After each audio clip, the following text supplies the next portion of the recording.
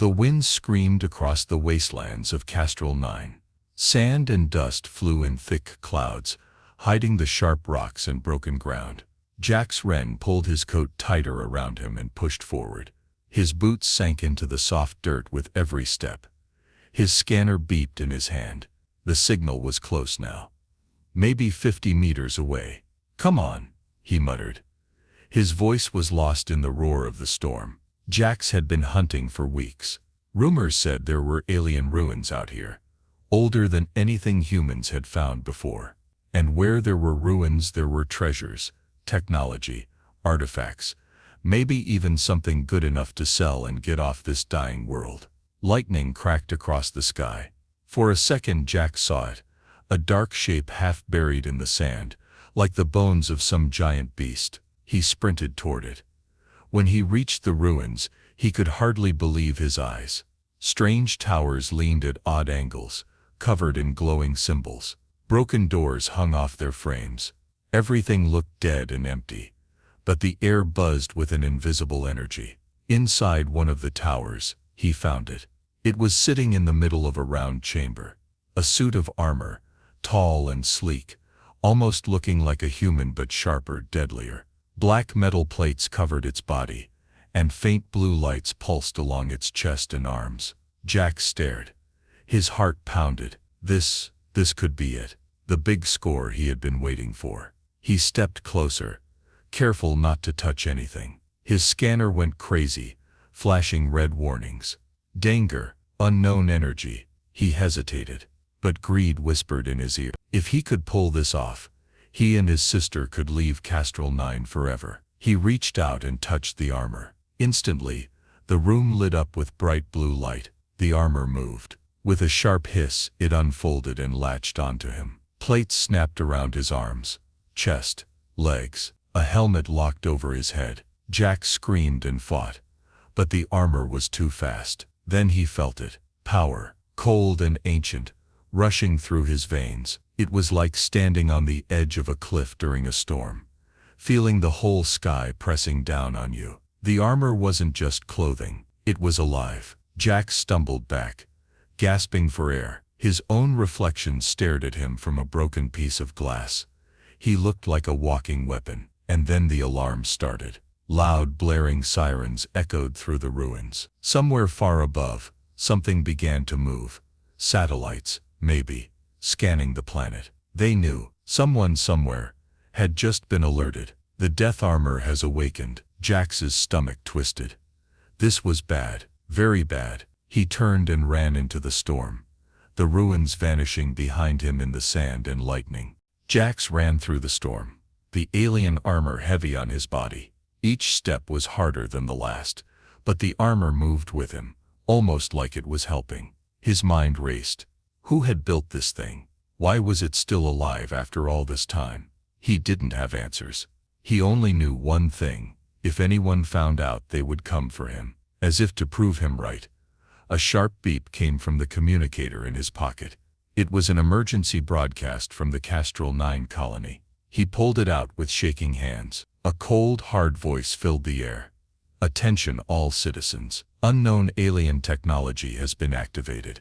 Contact with subject is forbidden. Peacekeeper forces are en route. Stay indoors. Repeat, stay indoors." Jax cursed under his breath. The peacekeepers. The galaxy's self-declared police. They didn't ask questions. They didn't wait for explanations. If they thought you were dangerous, they wiped you out. He shoved the communicator away and kept moving.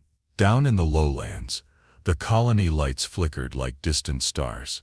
Jax knew he couldn't go home. They would be watching the colony first. He needed help. Someone smart. Someone who didn't trust the peacekeepers either. Only one name came to mind. Tara Vale. Tara had grown up with Jax. She was a tech genius, kicked out of 3 colonies for hacking into restricted files. If anyone could figure out what the armor was, it was her. He headed for the old scrapyard on the outskirts, where Tara lived and worked. The storm eased a little by the time he got there. The scrapyard was a maze of broken ships, twisted metal, and forgotten machines. Jax climbed over a rusted engine and knocked on the battered door of Tara's workshop. For a long moment, nothing happened. Then the door slid open a crack. Tara's sharp brown eyes peeked out. "Jax," she said, confused. "What the hell are you wearing?" "No time," he said. "I need help." She opened the door fully, letting him inside. The moment he stepped in, the sensors in the workshop beeped wildly. Tara stared at him, her mouth falling open. "Is that?" she whispered. "I touched something," Jax said. "It latched onto me. I can't get it off." Tara circled him slowly, scanning the armor with a handheld device. Her face grew pale. "You're in deep trouble," she said. "That's not just any tech. It's ancient, military grade. Maybe even worse." She turned her scanner toward her old computer. Symbols filled the screen, none of them human. Jax felt a cold weight settle in his stomach. "What do we do?" he asked. Before Tara could answer, an explosion rocked the ground outside. They rushed to the window. Peacekeeper dropships were landing just beyond the scrapyard, kicking up clouds of dust. Armored soldiers poured out, weapons ready. Jax's heart hammered in his chest. "They're here for you," Tara said. She grabbed a small bag and stuffed it with tools. "We have to move now," Jax nodded. No time to think, no time to doubt. Outside, the soldiers fanned out, searching. Inside, Jax clenched his fists. The armor responded, energy crackling along his arms. For the first time, he realized something terrifying. The armor wanted to fight. Jax and Tara sprinted through the scrapyard, weaving between piles of junk and broken machines. Behind them, peacekeeper soldiers shouted orders and began sweeping the area. Tara pointed toward an old service tunnel at the edge of the yard. "This way," she said. Jax followed, the armor humming quietly around him, like it was awake and waiting. They ducked into the tunnel just as a spotlight swept past. Dust and heat filled the narrow space. They ran for several minutes, their footsteps echoing off the metal walls. Finally, Tara slowed and caught her breath. "They'll check this tunnel soon," she said. "We can't hide here for long." Jax leaned against the wall, feeling the armor's weight pressing down on him. It wasn't just heavy, it was alive. He could feel it pulsing, ready to act. Suddenly, Tara's wrist device beeped. She cursed. "They've locked onto our location. They must be tracking the armor's energy." A loud boom shook the tunnel. The entrance behind them caved in. "They're trying to trap us," Jax said. Tara pulled a small blaster from her belt. "We fight our way out," Jax hesitated.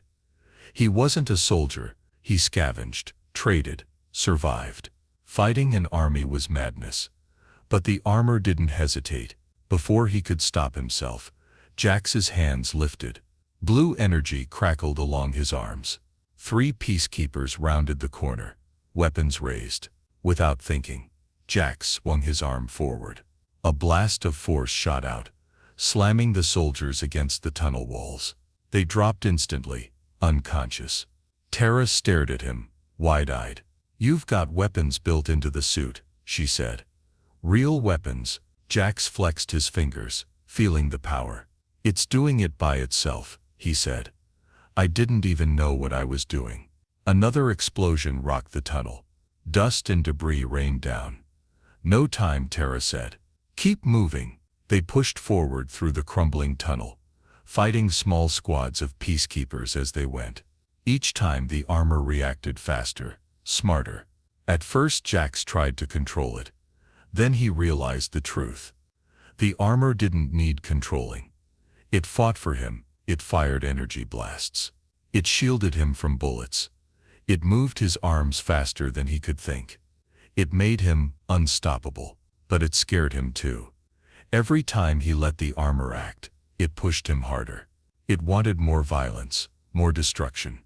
Finally, they burst out of the other side of the tunnel, into a dark alley behind the colony's main square. The streets were empty. Everyone had obeyed the emergency warning and stayed inside. Tara leaned against a wall, breathing hard. "We need to get off this planet," she said. "Now," Jax nodded. In the distance, more dropships landed.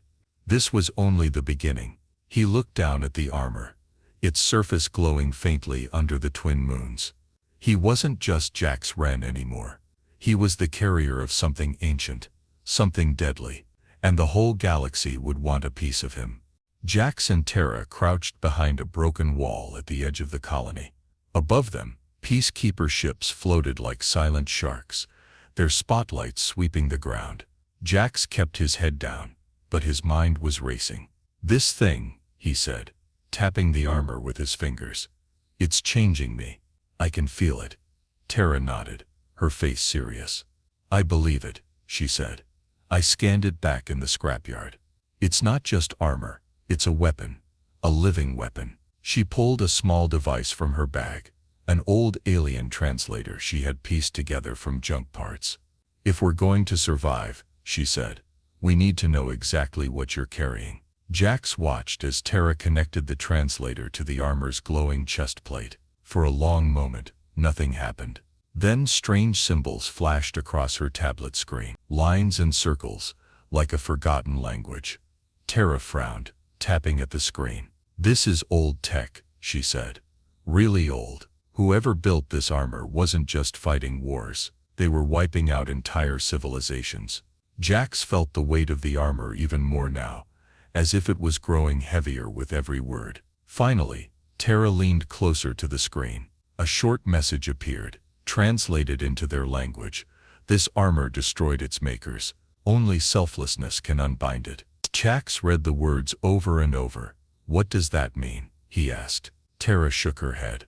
"I think it means, you can't beat it by fighting harder. You have to show it you're not like the ones who used it before." Jax laughed bitterly. "And how am I supposed to do that while people are trying to kill me?" Terra didn't have an answer. A sharp noise echoed through the night. Boots on metal, voices barking orders. Jax and Terra peered around the wall. A peacekeeper squad was searching the alleyways, getting closer. Terra grabbed his arm. "We can't stay here," she whispered. "They'll find us." Jax nodded. They ran, sticking to the shadows, moving fast but quiet.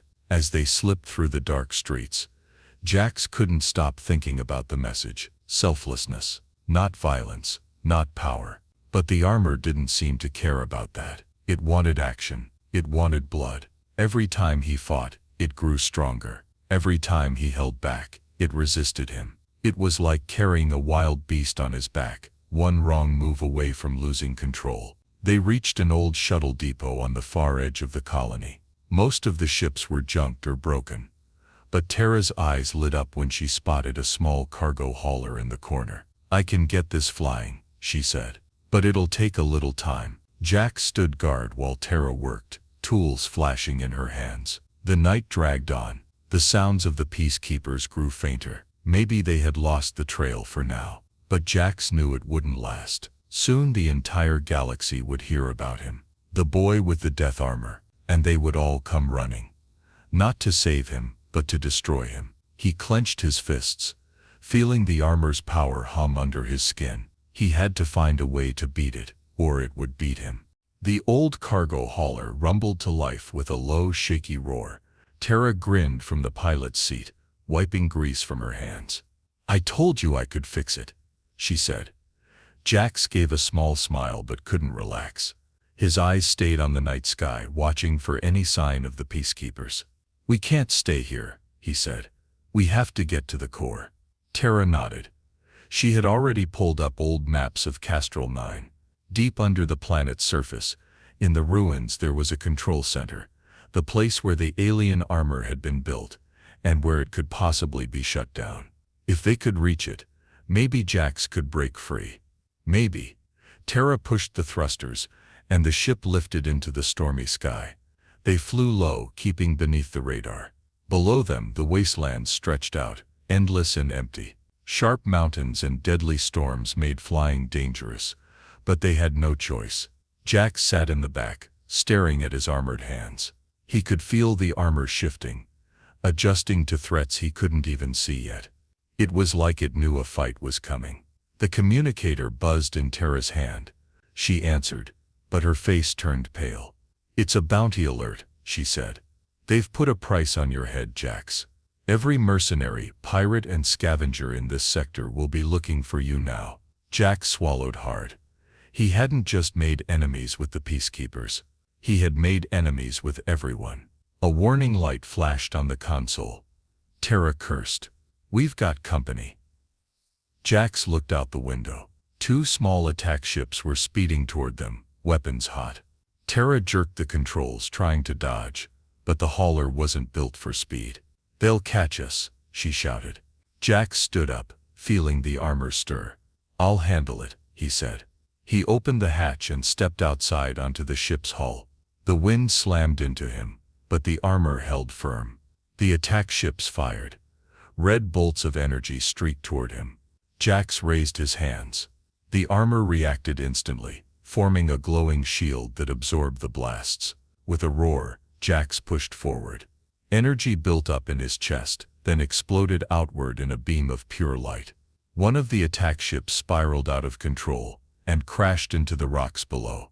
The second ship fired again, but Jax was ready. He leapt from the hauler, propelled by the armor, and slammed into the enemy ship with a thunderous crash. The ship exploded in the sky, lighting up the night like a second sun. Jax landed back on the hauler's roof, barely winded. Terra stared up at him, awe and fear in her eyes. You're not human anymore, she said softly. Jax climbed back inside, heart pounding. I don't want to be a weapon, he said. I want to be free. Terra nodded, her voice tight. Then we have to reach that core. She pushed the hauler faster, heading toward the ancient ruins hidden deep beneath Castrol 9. Behind them, more ships filled the night sky, drawn by the battle. They were running out of time. Jax closed his eyes for a moment, steadying himself. He would not let the armor turn him into a monster. He would not let fear win. Whatever it took, he would fight, not just for himself, but for everyone who would suffer if he lost control. Ahead, the ruins rose from the desert like the broken bones of a dead giant. The final battle was waiting. The old cargo hauler shook as it landed hard on the rocky ground. Jax and Terra jumped out, shielding their faces from the dust and heat. Before them stood the ruins of the core facility. A giant metal door half buried in the sand. Strange alien symbols glowed faintly across its surface. This is it, Terra said, her voice low. Jax felt the armor tighten around him, sensing danger. They hurried to the door. Terra connected her tools to the control panel and began working fast, typing commands and rerouting power. Jax stood guard, eyes scanning the horizon. It didn't take long for the peacekeepers to arrive. Admiral Vorn Scath himself stepped out of a black dropship, surrounded by heavily armed soldiers. His uniform was perfect. His face was cold and hard. Jax Wren, Vorn called out. His voice echoed across the ruins. You have something that belongs to no one. Surrender the armor, now. Jax didn't move. Terra whispered, keep him talking. I almost have the door open. Vorn took a step closer. You think you can control it, he said. You can't. That armor will hollow you out until there's nothing left but rage. Let us destroy it before it's too late. Jax clenched his fists. The armor wanted to fight. It roared inside him, begging for action. But Jax remembered the message. Only selflessness can unbind it. I'm not giving you anything, Jax said. This armor doesn't need more violence. It needs to end. Vorn's face twisted in anger. So be it, he said. He raised his hand. The soldiers opened fire. Jax moved fast, the armor reacting before he even thought. Energy shields bloomed around him, blocking the blasts. He didn't attack. He didn't fire back. He just defended. Each time the armor pushed him to strike, he fought against it. Each time it tried to unleash its deadly power, he forced it down. He ducked and dodged, protecting Terra as she worked. Vorn shouted in frustration, sending more and more troops at him. But Jax refused to give in. Finally, with a loud grinding sound, the massive door behind them slid open. Go, Terra yelled. Jax grabbed her hand, and they ran inside the core. The interior was cold and dark. Machines hummed softly, untouched for centuries. In the center of the room stood a tall platform with strange symbols carved into the floor. A shutdown chamber. This is it, Tara said. Stand there, let it scan you. Jax hesitated. The armor pulsed with fear. It knew. Slowly he stepped onto the platform. The chamber lit up. Bright blue beams scanned his body. Pain shot through him. The armor fought, trying to lock him in place, trying to take control. Jax gritted his teeth. He thought of his sister, of Tara, of the millions of people who would suffer if he failed. I choose peace, he whispered. He meant it. The armor screamed inside his mind. Then suddenly, it began to fall away. Piece by piece, the black metal plates peeled off and dropped to the floor with heavy thuds. Jax collapsed to his knees, weak but free. Tara ran to him, helping him stand. Outside, the soldiers stopped firing. They watched in silence as the deadly armor shut down forever. Admiral Vorn stared at them, stunned. You could have been a god, he said bitterly. Jax shook his head. I chose to be human, he said. They left the ruins behind as the first light of dawn touched the desert. The battle was over. Jax had won, not with strength, but with choice. The sun rose slowly over the ruins of Castral 9, casting long shadows across the broken ground. The deadly storms had cleared, and the sky was finally calm. Jax sat on a piece of fallen metal outside the core facility, breathing in the cool morning air. He no longer wore the armor. His body felt lighter, but every muscle ached. Deep inside, he felt tired but alive. Tara sat beside him, working on a small communicator. You'll be all over the news by now, she said with a half-smile. The human who wore the death armor and survived. Jax gave a small tired laugh. Let them talk, he said. I'm done running. Across the sands, the peacekeeper forces packed up their gear. They had no reason to fight anymore. The armor was dead, silent on the floor of the core chamber. Without it, Jax was just another human.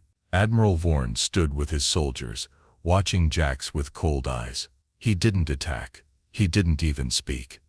He simply turned and left, boarding his ship without a word. Jax knew he hadn't changed Vorn's mind. Men like him would always believe power was the only way to rule. But today at least, the galaxy had been given a different example. Later Jax and Tara walked back to their ship, the old cargo hauler still miraculously standing. What now? Tara asked as they loaded supplies. Jax looked up at the clear blue sky. I think, he said slowly, it's time to stop surviving and start building. Building what? She asked. Jax smiled. Something better. He thought about all the colonies, the scattered human and alien worlds barely holding together. Maybe they didn't need more soldiers. Maybe they needed people willing to stand for peace, even when it was hard. He wasn't a hero. He wasn't a warrior. He was just Jax Wren.